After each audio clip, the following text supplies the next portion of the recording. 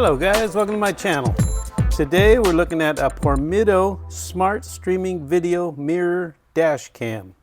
So this is for your professional driving guard. Picked it up off of Amazon.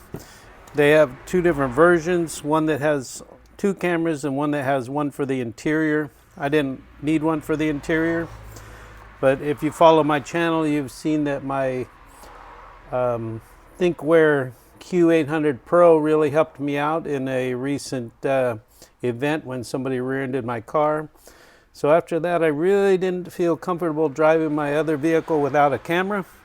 So it doesn't have a backup camera, so this will treat two symptoms, one no backup camera and one no video camera while driving. So this will act like a backup camera also with a screen, with a built-in screen. So anyway, let's get into it right here. Comes in a nice package, pretty tightly packed. Now I did pre-open this to get a look inside. I also pre-tested it out. So this is the mirror. Now I don't know how it's going to look when I take off this clear plastic screen, but when it's lit up, it works really well. It has a very clean image and it looks like you could use it. It's in the directions you can use it as a mirror even when it's powered up, so you could have a digital mirror if you would like, or you can use it as a regular mirror. So along with that, you get a nice owner's user's manual that tells you, all the settings. Guess you can get anti-glare film for it. How to connect the rear camera. Now the rear camera can go inside or outside the vehicle. I haven't really decided on that yet. I have to look at the areas where it's going to go. But this has a nice LCD screen. And it comes with, I believe it's 33 feet of cable. So if you're wiring an SUV, you got plenty of cable. If not, you can get another one that has longer cable. This is the rear camera. Pretty hefty little unit. Can go inside or outside the vehicle. See if I get a good look at that. Still got the plastic cover over the lens. And this is the major harness that feeds to the rear camera, powers up the front camera. Like I said, very adequate with all the little micro terminals on it. The micro terminals plug into the cameras. These nice little, I don't know what the special name is for that type of a connector, but I've seen them before on DVD headrest units for vehicles. So this plugs into the camera, and like I said, they're labeled front camera, rear camera. Very easy to follow. So we're going to get into the installation here and see how that goes. Should be pretty straightforward. That comes with this power cable. I'll probably get an adapter for that. I want to run it off of the fuse box so that it's switched on and off. My Navigator, the power ports are on all the time. All the new vehicles go off when you turn the key off. So this is a front camera. Nothing as nice as a Thinkware, but of course it didn't cost as much as a Thinkware. I'm really not too critical on the housing as long as the image comes out good.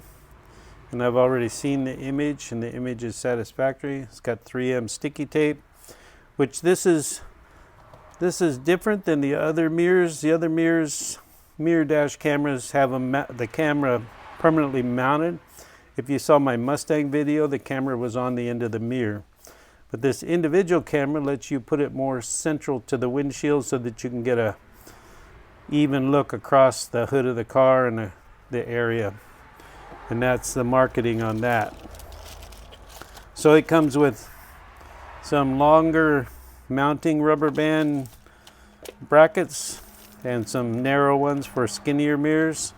Now the Navigator has a pretty hefty mirror in there because it has automatic dimming. Got some cable management. Comes with a 32 gig SD card, micro SD card, which is a nice touch.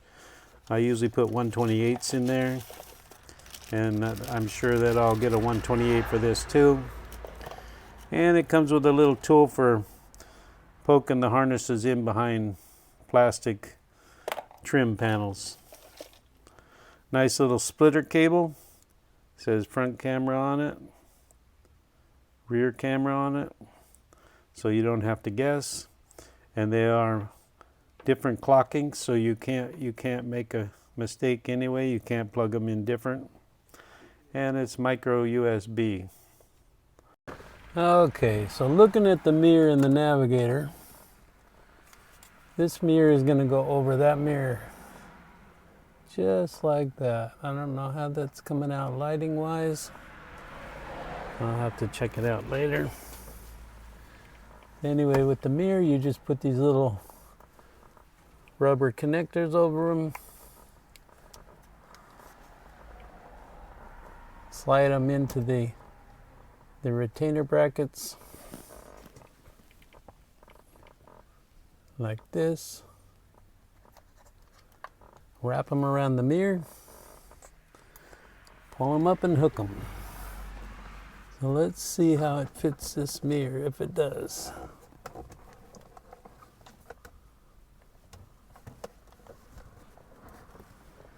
Oh, this is going to be a tight one.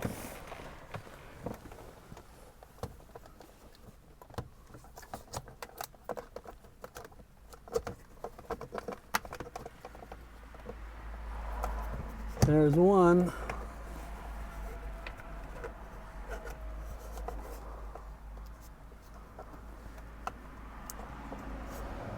Now I hate to do this with factory mirrors that are very expensive. You don't want to damage them or scratch them, if at all possible.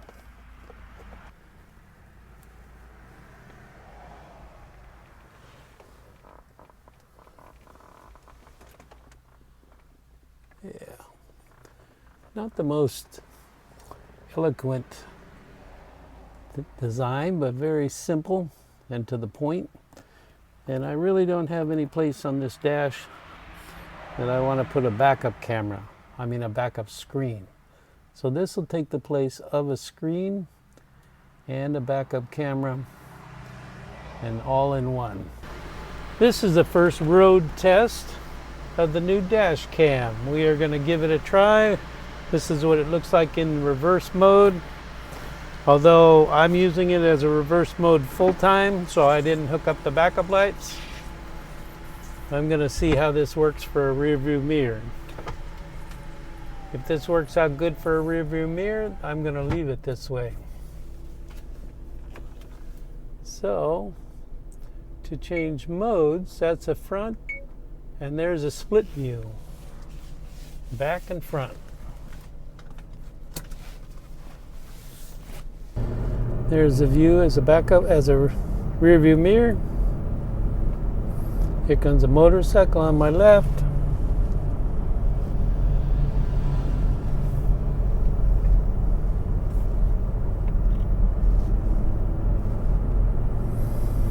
And that worked out pretty good.